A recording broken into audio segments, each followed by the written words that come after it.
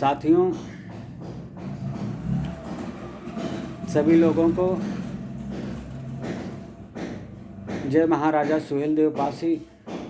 मित्रों, जैसा कि देख रहे हैं कि महाराजा सुहेलदेव पर दिनों दिन विवाद बढ़ता जा रहा है। अभी 3 दिन पहले लखनऊ में जो महाराजा बिजली पासी की प्रतिमा लगी हुई थी, पासी समाज के नौजवानों ने जाकर वहाँ पर जो राजभर लिखा हुआ था उस त्रुटि को सुधारते हुए वहाँ पर महाराजा सुहेलदेव पासी भरपासी लिखने का काम किया। वहाँ पर विरोधियों ने जाकर हो हल्ला मचाया। उन्होंने अपने समाज की बात किया। उनके सांसद विधायक का ट्वीट आया, अपने समाज के साथ खड़े हैं।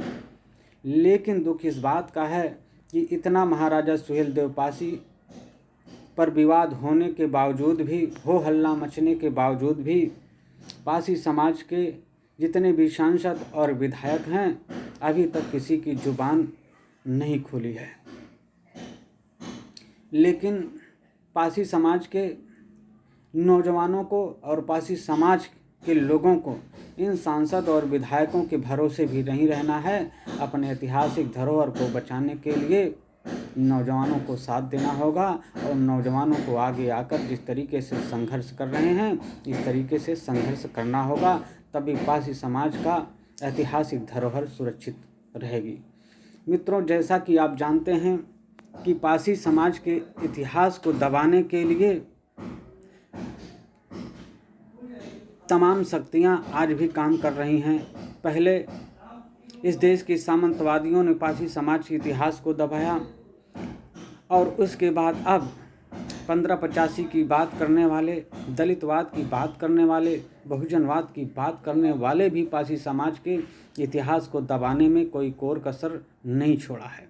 हम आपको बताना चाहते हैं कि ये जो महाराजा सुहेलदेव पासी की प्रतिमा लखनऊ में लगाई गई है, उसमें राजभर लिखा गया है, एक साजिश के तहत जो है कि लिखा गया है। उस समय प्रतिमा लगाई गई है जब उत्तर प्रदेश में बहुजन समाज पार्टी और भारतीय जनता पार्टी की गठबंधन की सरकार थी। उस समय एक साजिश के तहत उस प्रतिमा में सुहेलदेव पासी न लिखकर सुहेलदेव राजभर लिखने का काम किया गया है। और साथ ही साथ जब बहुजन समाज पार्टी की सरकार थी तो पासी समाज के एक और महाराजा बिजली पासी के किले के साथ भी छेड़छाड़ किया गया।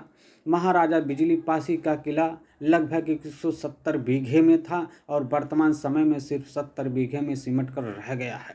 100 बीघा मायावती जी ने अपने शासन काल में हड़प कर वहाँ पर जो महाराजा बिजली पासी उपवन झील था उसको हड़प कर वहाँ पर कांसी राम स्मृति उपवन बनवा कर वहाँ पर अपनी प्रतिमा लगवाने का काम किया है। इस तरीके से बहुजनवाद के लोगों ने भी पासी समाज के इतिहास को दबाने का काम किया है और इसलिए दबाने का काम किया है कि पासी समाज के लोग अपने इतिहास को जान ना सकें।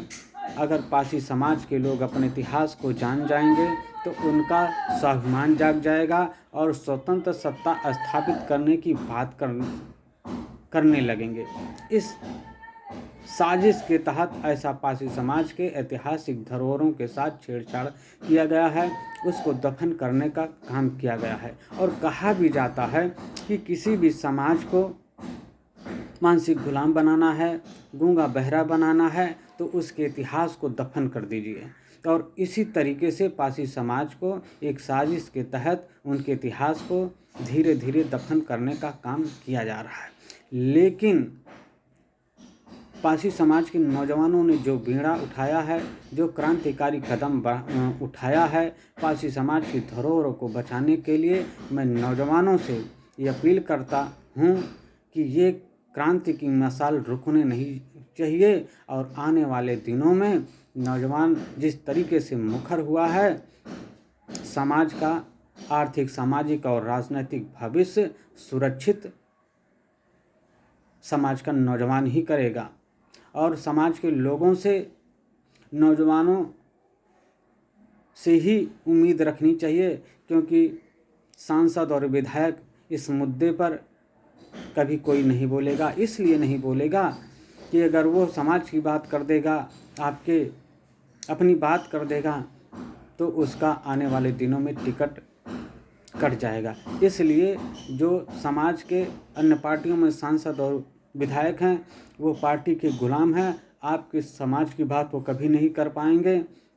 और ऐसे लोगों से उम्मीद भी मत करिए। समाज के नौजवानों का साथ दीजिए। मैं समाज के लोगों से यही अपील करूंगा और उन क्रांतिकारी साथियों को धन्यवाद दूंगा जिन्होंने लखनऊ में क्रांति का आगाज किया है। ऐसे नौजवानों के उज्जवल भविष्य की भी हम कामना करते हैं और धन्यवाद देते हैं। साथियों, मैं लालाराम सरोज, एडवोकेट, अध्यक्ष प्रबुद्धवादी बहुजन मोर्चा।